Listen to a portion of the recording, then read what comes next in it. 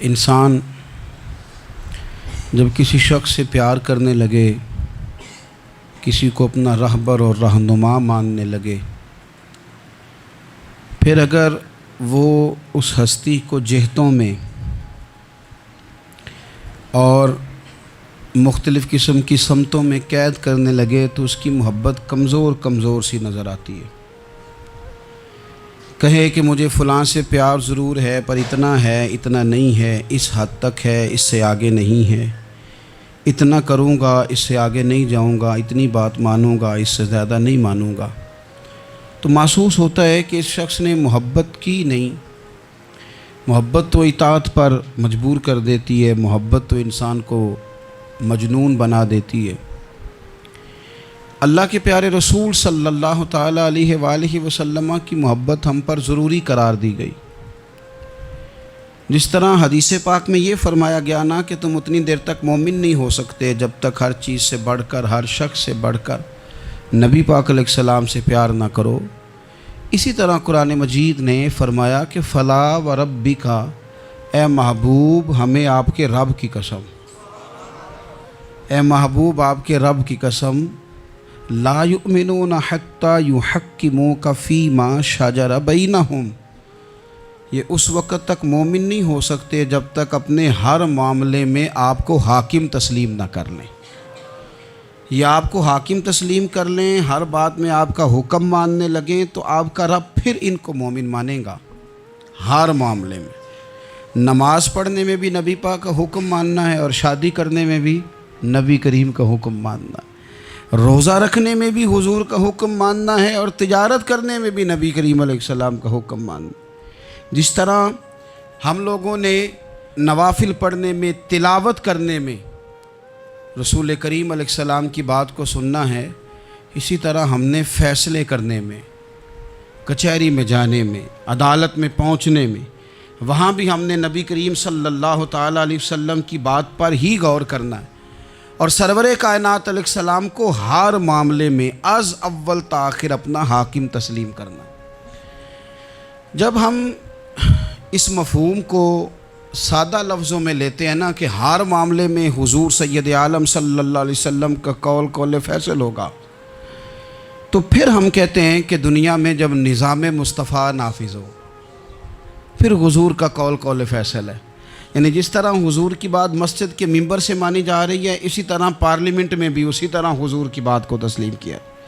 جس طرح نبی پاک علیہ الصلاۃ والسلام کی بات کا نفاذ ہم نماز روزے کے معاملے میں غور سے سنتے ہیں، مسئلہ پوچھتے ہیں، باریک ہو کے چلتے ہیں، اسی طرح جب جج فیصلہ کرے تو پھر بھی اس نے رسول اللہ صلی اللہ علیہ وسلم کے دین کو ہی دیکھنا ہے۔ نظام مصطفیٰ صلی اللہ علیہ وسلم جب نافذ ہوگا، دنیا میں حضور کا قانون جب نافذ ہوگا تو پھر ٹھنڈی ہوا چلے گی۔ مسلمانوں کا یہ مسئلہ ہے کہ یہ نبی پاک سے پیار تو کرتے ہیں اور الحمدللہ بڑا کرتے ہیں، لیکن یہ پیار کو جہتوں اور سمتوں میں قید کرتے ہیں۔ یعنی مسجد میں آ کے درود شریف پڑھتے وقت اگر حضور کے غلام ہوتے ہیں تو فیصلہ کرتے وقت اور اپنے حق میں فیصلہ سنتے وقت، اس وقت بھی ہمیں نبی پاک کا ہی غلام ہونا چاہیے۔ ہمیں ووٹ لیتے وقت بھی حضور کے غلام، اور ووٹ دیتے وقت بھی نبی پاک صلی اللہ علیہ وسلم کے غلام۔ جب تک نظام نافذ نہیں ہوتا، نظام، یورپ کو آپ کی نماز سے تکلیف ہی کوئی نہیں تو نماز پڑھنے کے لیے مسجدیں بنانے کی اجازت دیتے ہیں، قرآن پاک جتنا مرضی آپ وہاں پڑھیں وہ اجازت دیتے ہیں، آپ زکاتیں دیں جتنی مرضی، وہاں سے لوگ چندے اکٹھے کر کے یہاں نہیں لے آتے، کریں جو مرضی۔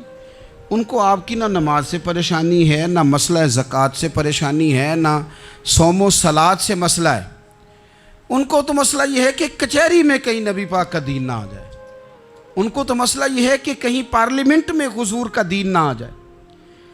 دو قومی نظریے کیا ہیں اور نظریہ پاکستان کیا ہے جس کی بنیاد پر پاکستان بنا؟ بڑے ٹھنڈے دل سے میری بات کو سمجھیے گا۔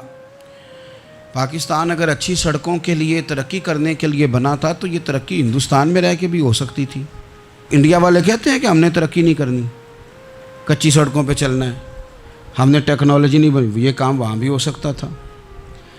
اگر آپ یہ کہیں کہ پاکستان جمہوریت کی مضبوطی کے لیے بنایا تھا کہ ڈکٹیٹر کوئی نہیں آئے گا، صرف جمہوری قوتیں کام کریں گی، تو جمہوریت میں تو انڈیا بظاہر آگے نکل گیا ہے، ان کی جمہوریت تو زیادہ اچھی نظر آتی ہے، کبھی ڈکٹیٹر نہیں آیا۔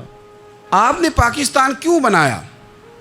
اگر آپ نے یہی کام کرنے تھے، فحاشی اور یانی اور جو مرضی جس کے من میں آئے کرے، اور کوئی فرق نہ ہو یہاں کے اور وہاں کے کلچر میں، رشوت خوری، بھتہ خوری اور ناجائز فروشی، سارے کام اگر ہونے تھے تو یہ کام وہاں بھی ہوتے۔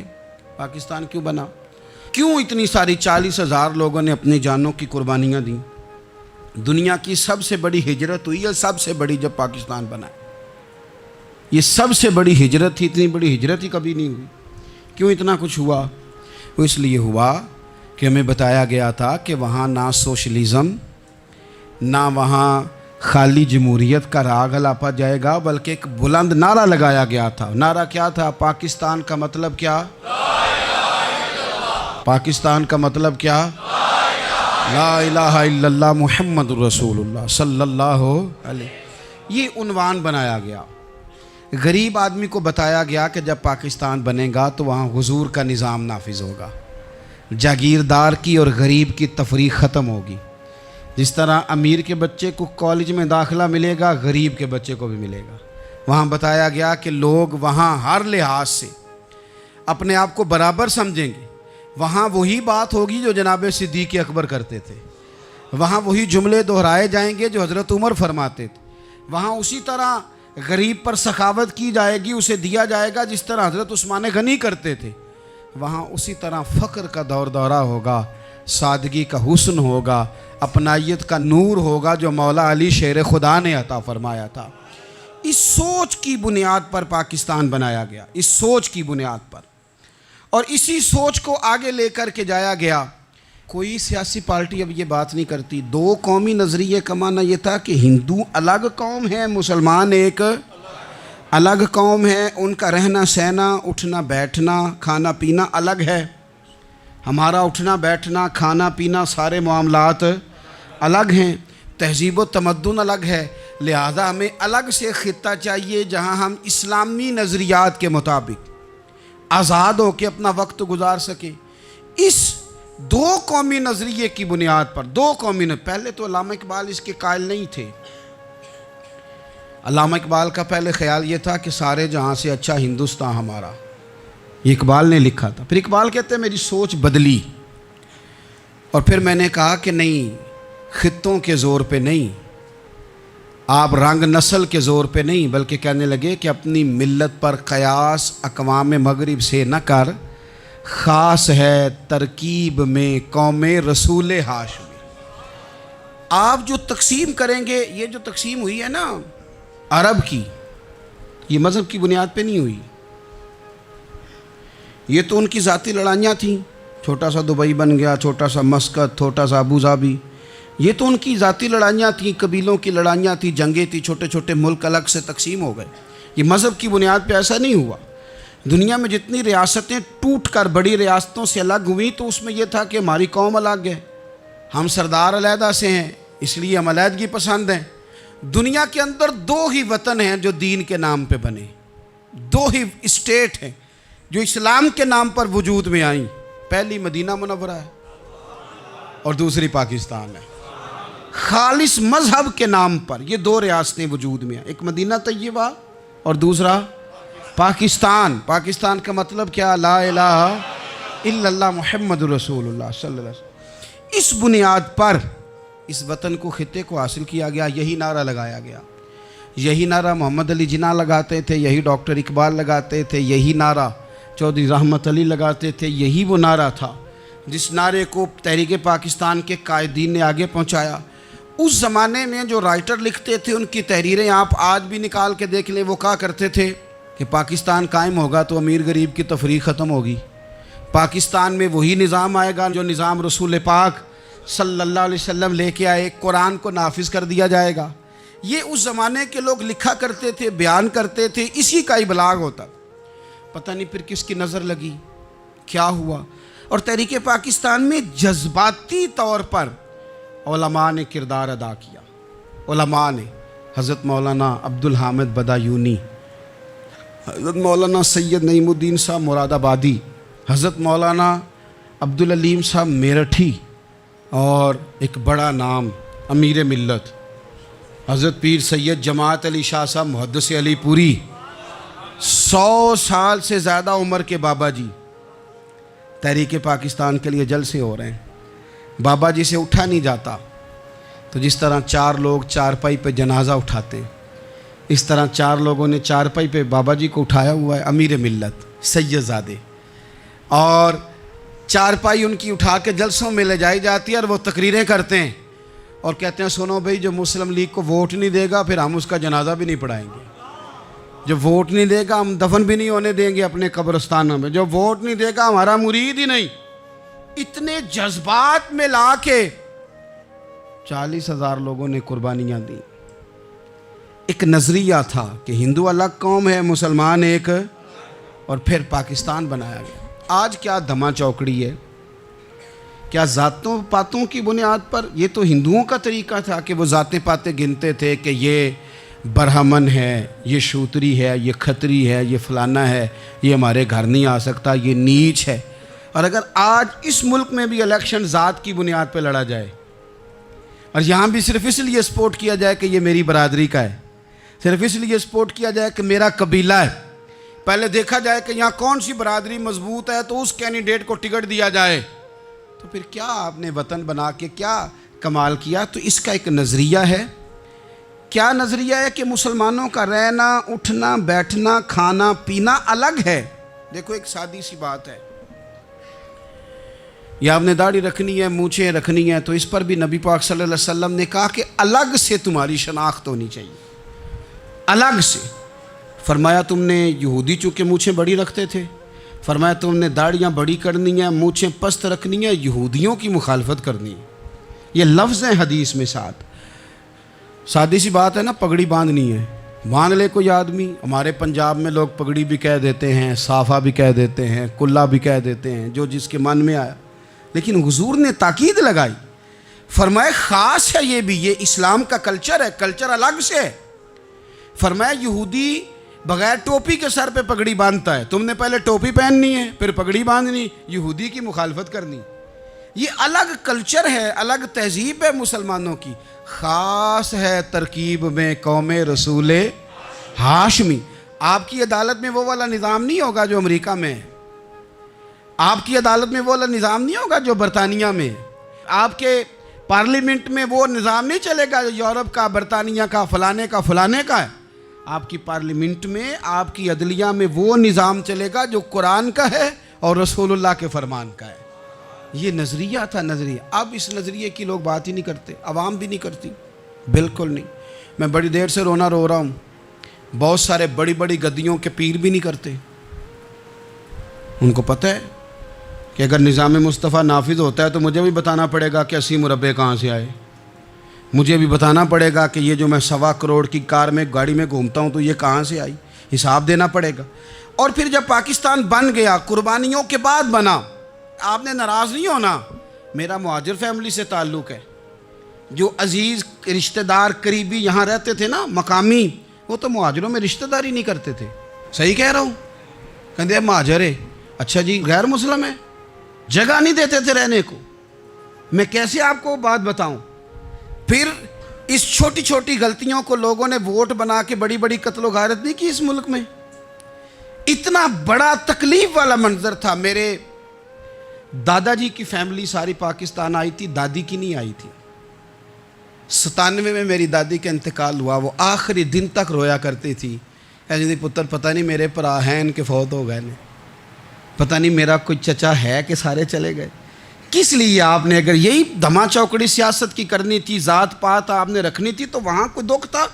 یہ تماشے تو وہاں بھی ہو رہے۔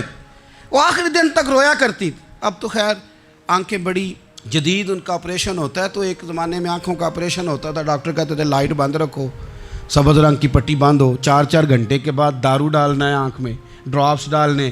میں 4 گھنٹے کے بعد ان کی آنکھوں میں ڈراپس ڈالنے جاتا تھا، تو کبھی کبھی مجھے بٹھا لیتی تھی، تو کہتی تھیں کہ پتہ نہیں کوئی بچا ہے کہ نہیں بچا، پتہ نہیں اب کوئی ہے کہ نہیں، پتہ نہیں کوئی ان میں سے ہوگا کہ نہیں. پتر میں تینوں دساں ساڈے پنڈ کس طرح دا ہوندا سی. میں تمہیں بتاؤں فلانی چیز. پھر جناح نے اعلان کیا تھا کہ ملک بن گیا. کہتی تھی ہم نے بڑا کہا اپنے رشتہ داروں سے کہ چلیں، پر وہ کہتے تھے یہ تو تھوڑے دنوں کی بات ہے، سب نے واپس آ جانا ہے. میں نے 2 دفعہ یہ ماحول دیکھا ہے اٹاری اسٹیشن پہ، واگا بارڈر پہ، ایئرپورٹوں پہ. ایک بھائی ادھر ہے، ایک ادھر ہے. اس طرح تڑپ کے روتے ہیں جب لوگ انڈیا پاکستان آتے جاتے ہیں. کیوں آپ نے یہ سارا کچھ کیا؟ صرف ایک نعرہ تھا کہ پاکستان کا مطلب کیا؟ لا الہ الا اللہ محمد الرسول اللہ. صرف ایک نعرہ تھا کہ یہاں ہم حضور کا دین لے کے آئیں گے. وہ دین تم لائے نہیں. انہیں نوابوں، وڈیروں، چودھریوں کے ذمے تم نے کام لگا دیا. اپنے ملک میں حضور کے نظام کے لیے جد و جہد کرے. یہ بنا ہی نبی پاک کے نظام کے لیے. اس کا کوئی دوسرا حل ہو سکتا؟ کوئی حل نہیں. یہ حضور کے نظام کے لیے بنا ہے. 2-3 باتیں آپ کی خدمت میں عرض کرنی ہے جو آپ نے زیادہ غور سے سننی. سب سے پہلے تو پاکستان بدلنے کے لیے ضروری ہے کہ نظام مصطفیٰ کے لیے جد و جہد کی جائے، فکر حسینی اپنائی جائے، اور وقت کے ہر یزید کو للکارا جائے، اور للکار کر کے نظام کے لیے کوشش کی جائے کہ نظام مصطفیٰ اس ملک میں نافذ ہو. اس جد و جہد کو آگے بڑھایا جائے. وہی جد و جہد جو ہمارے بزرگوں کا قافلہ صدر الافاضل سید نعیم الدین مراد آبادی سے لے کر علامہ شاہ احمد نورانی صدیقی تک، اور آج کے اس دور کے اکابرین تک جو جد و جہد کرتا آیا ہے، اس جد و جہد کو اپنایا جائے. ہمارے منہ سے یہ لفظ نکلیں کہ ہمیں صرف مسجد میں دین نہیں چاہیے، کچہری میں بھی چاہیے. دیکھیں نا، کچہری میں دین نافذ ہو تو کس طرح ہوتا ہے. تراویح بڑی سونی حضرت ابی بن کعب پڑھایا کرتے تھے، قرآن بڑا سونا پڑھتے. تو حضرت عمر نے کہا یہ تراویحیں پڑھائیں گے. اب چونکہ قرآن اچھا پڑھتے تھے، اچھا سمجھتے تھے، تو حضرت عمر نے فرمایا چونکہ قرآن اچھا پڑھتے ہیں لہذا چیف جسٹس بھی انہی کو بنانا ہے، جن کو سمجھ ہو قرآن کیا کہتا ہے فلاں چیز کے بارے. تو قاضی القضاء جج بھی حضرت ابی بن کعب کو بنایا. حضرت عمر پر ایک بندے نے مقدمہ کر دیا، حضرت عمر نے انہیں قاضی بنایا ہے. مقدمہ کر دیا. جناب عمر پیش ہوئے عدالت میں. پہلے تو وہ اٹھ کے کھڑے ہو گئے. پھر اس کے بعد مدعی نے جناب عمر سے کہا کہ آپ گواہ دیں. حضرت عمر کے پاس گواہ نہیں تھے تو اس نے کہا ٹھیک ہے پھر آپ قسم دیں.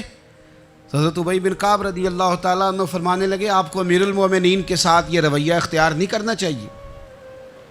آپ امیر المومنین سے قسم کا مطالبہ کر رہے ہیں. آپ کو پتہ نہیں کہ یہ وہ ہستی ہے جن کی رسول پاک علیہ الصلوۃ والسلام نے گواہیاں دی ہیں کہ بڑے کام کے آدمی ہیں، ان کی فضیلتیں حضور نے بیان فرمائی ہیں. آپ امیر المومنین سے.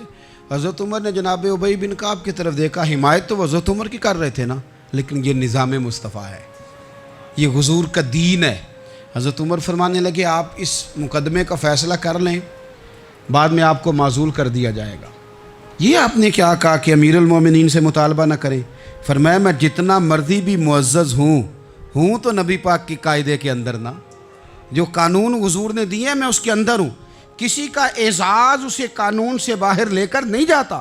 میں قانون میں ہوں اور نظام مصطفیٰ کی سائے کے نیچے ہوں. سب سے پہلے تو نظام مصطفیٰ کا مطالبہ کریں. دوسرا میں آپ کو ایک بات عرض کروں. ایک ہوتا ہے گھر، ایک ہوتا ہے قبرستان. ایک ہوتا ہے گھر، ایک ہوتا ہے ڈیرا. ان دونوں میں فرق ہے. ہمارے حکمرانوں اور سیاستدانوں کے لیے پاکستان یہاں تو قبرستان ہے، یہاں ڈیرا ہے. اگر کوئی مر جائے تو یہاں لا کے دفن کر دیتے ہیں تاکہ پتہ چلے ہم یہاں کے باسی ہیں. یہاں ڈیرا آپ کو پتہ ہے نا، پنجابی میں ڈیرا سمجھتے ہیں، فارم ہاؤس، بیٹھک، سمجھ میں آتا ہے نا مسئلہ. ڈیرے پہ نا لوگ مکان نہیں بناتے تھے، اچھا باورچی خانہ نہیں بناتے تھے، کیونکہ ڈیرے پہ سیاست کرنی ہوتی ہے. کوئی 2-4 بندے آئے، بیٹھے، چائے شائے پی، چلے گئے. رہائش جہاں ہوتی ہے وہاں سونے کے لیے، بیٹھنے کے لیے، آرام کرنے کے لیے، کچن، باورچی خانہ، کھانے پینے کے لیے، وہاں اپنے گھر والوں کے لیے بندہ بندوبست کرتا ہے. پاکستان کو تو ڈیرا بنایا ہوا ہے.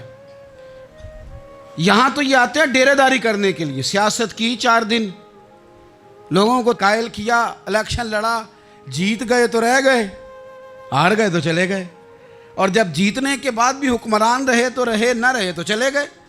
یہ تو ڈیرا ہے. لیکن ڈیرے میں زیادہ نقصان چودھری کا نہیں ہوتا کہ وہ چودھری بنا ہوا ہے.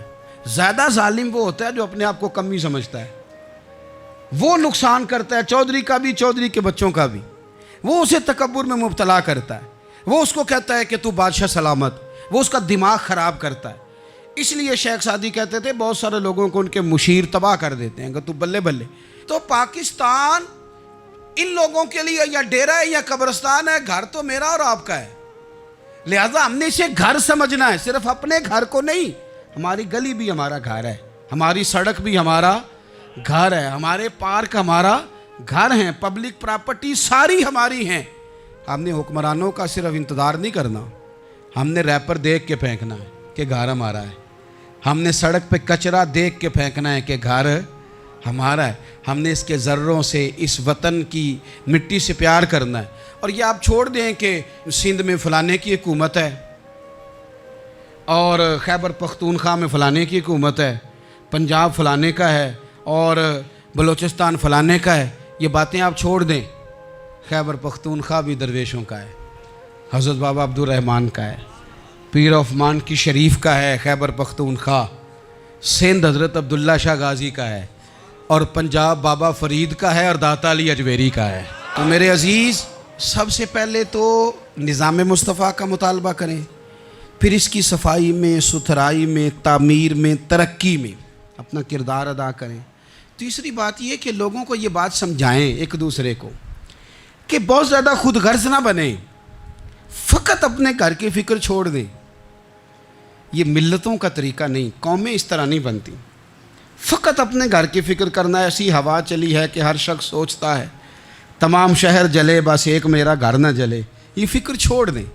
دیکھیں نا، ہمیں بتایا گیا، نبی کریم صلی اللہ تعالیٰ علیہ وسلم کے فرمان نے بتایا کہ 40 گھر آگے، 40 گھر پیچھے، 40 گھر دائیں، 40 گھر بائیں، یہ تیرے پڑوسی ہیں۔ اور سخاوت تو کہاں سے شروع کر؟ حضور نے جناب ابو ذر غفاری سے فرمایا تھا کچھ نہ ہو سکے تو شوربہ ہی زیادہ پکا لیا کر، اسی سے پڑوسیوں کا بھلا کر۔ اپنے ارد گرد تھوڑا دیکھیں ہم کس کے کتنے کام آ سکتے ہیں، اور اگر کسی کے گھر میں کوئی پریشانی ہو تو اسے ختم کرنے کی کوشش کریں۔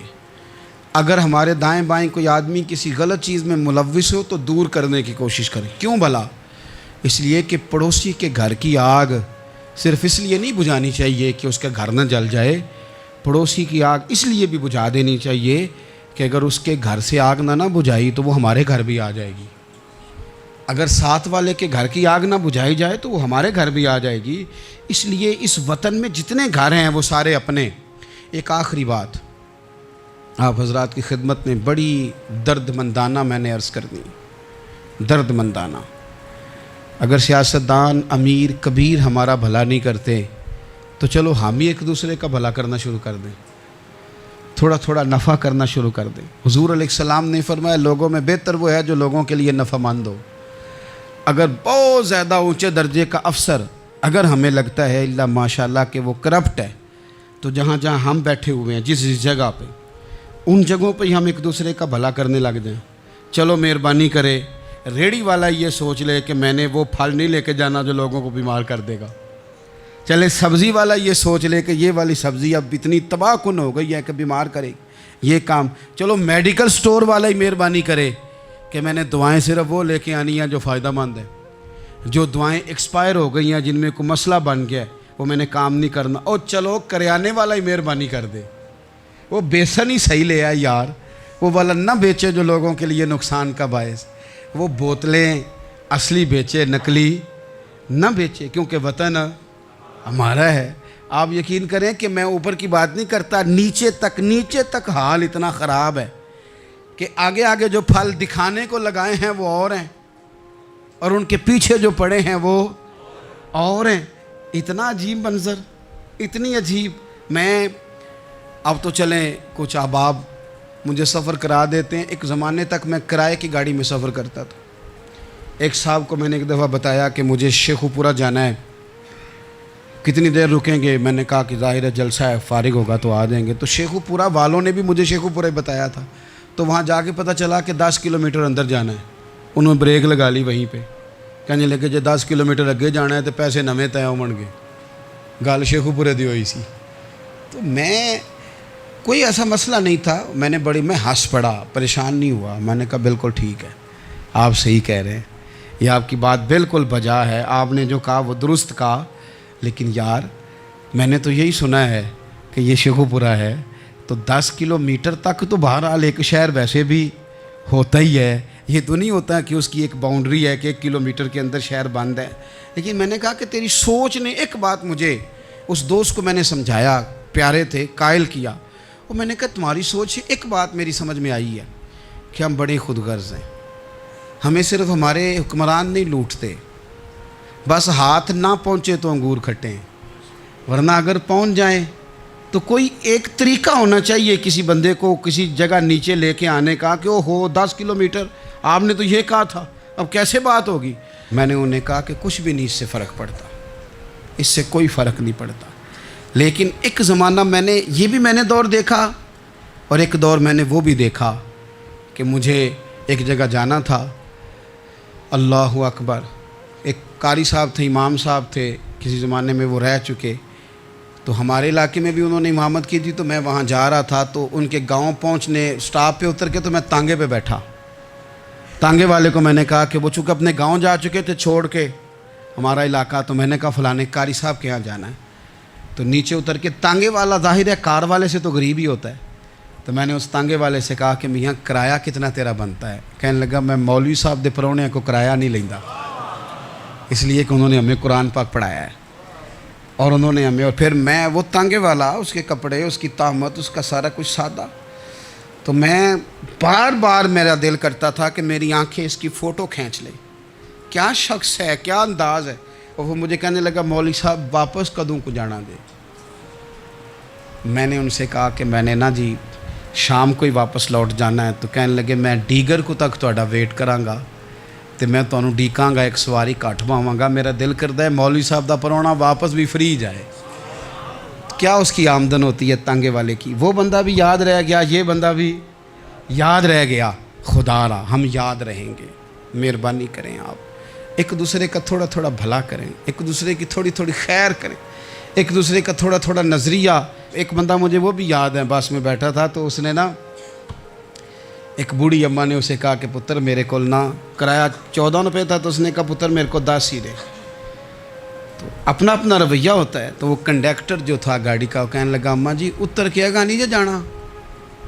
کہنے لگی پتر وے جانا ہے، پیدل ٹر جائیں گی، غریب ہے میرا پتر، زیادہ پیسے نہیں کماندا، تو 10 روپے ہی نے۔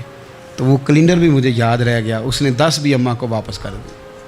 کہنے لگا اماں جی کوئی گل نہیں، ساری دیہڑی کمائی دے ہی نے، اللہ دیونے والا ہے، تسی پیدل نہ جاویو، اے 10 روپے رکشے والے نو دئیو تاکہ تانوں گھر چ۔ او یار ایک ایک قطرہ اس ملک میں، ایک ایک آنسو کسی کا پوچھ لو، زیادہ نہیں، ایک ایک 2 آنسو پوچھو گے تو بڑے لوگ رونا چھوڑ دیں گے، ایک ایک 2 آنسو پوچھ لو گے تو بڑے لوگ ہیں رونا چھوڑ دیں گے۔ میں چونکہ غور سے چیزوں کو، میرا حافظہ بڑا اچھا ہے تو میں دیکھتا رہتا ہوں۔ میری ہمشیرہ کی شادی تھی تو میں نے ایک فرنیچر والے سے بات کی، میں نے کہا بھائی اس طرح کر کے فرنیچر بنانا ہے، تو کہنے لگا گھر واسطے یا کسی تھی نو دینا جی؟ وڈیرے بابا جی۔ میں نے کہا جی نہیں۔ کہنے لگا حضرت جی جی میں دل کرے گا کر لیا جی، تیاں تیانیاں دا اونج بھی حصہ ہوندا ہے، تو میں بیٹیوں کے لیے، او بھائی نہ کوئی اس میں کمی ہوئی، غریب آدمی تھا، نہ میں نے کوئی کمی کی، ہو گئی بات، پر بابا تو یاد رہ گیا نا۔ او بھائی تھوڑا تھوڑا نا، یہ وطن ہمارا ہے، تیاں بھی سانجیاں ہوندیاں نے تے انہاں دے دکھ بھی سانجے۔ اسی بڑے چنگے لوگ جے، ساڈے وڈیرے سانوں یہ نہیں سن کہندے فلانے دا جوائی ہے، وہ سانوں کہن سن ساڈے پنڈ دا جوائی ہے۔ اور چودھریوں کا بچہ بھی اتر کے سلام کر کے کہتا تھا پا جی تہاڈا بیگ میں نہ چالا، کار نہ چھڈ آواں، اپنا کلچر واپس لے آؤ، نہیں چاہیے ہمیں زیادہ موبائل، کونی ضرورت ہمیں ٹیکنالوجی کی، کونی اتنی لمبی چوڑی فوٹو کی، واپس آؤ۔ بیٹی اس پنڈ ساڈی تھی ویائی ہے، اتھے جدو برات جائے گی تو اس تھی دا بھی تحفہ جائے گا، کیونکہ اتھے یہ واپس آ جاؤ، نہ اتنے جدید بنو کہ خود غرضی ہو، نہ یہ جملے بولو کہ میں ضرورت پڑے تو گدھے کو باپ بنا لیتا ہوں، اس طرح نہ کرو، اپنی ہی مٹی پہ چلنے کا سلیقہ سیکھو۔ کسی کے سنگ مرمر پہ چلو گے تو پھسل جاؤ گے۔ پیار بانٹیں، یہ وطن ہمارا ہے، ہم نے یہاں مل کے رہنا، چھوٹے چھوٹے تعاون ایک دوسرے کے ساتھ کرو گے تو وطن میں اخوت بڑھے، پیار بڑھے گا، للہیت میں اضافہ ہوگا۔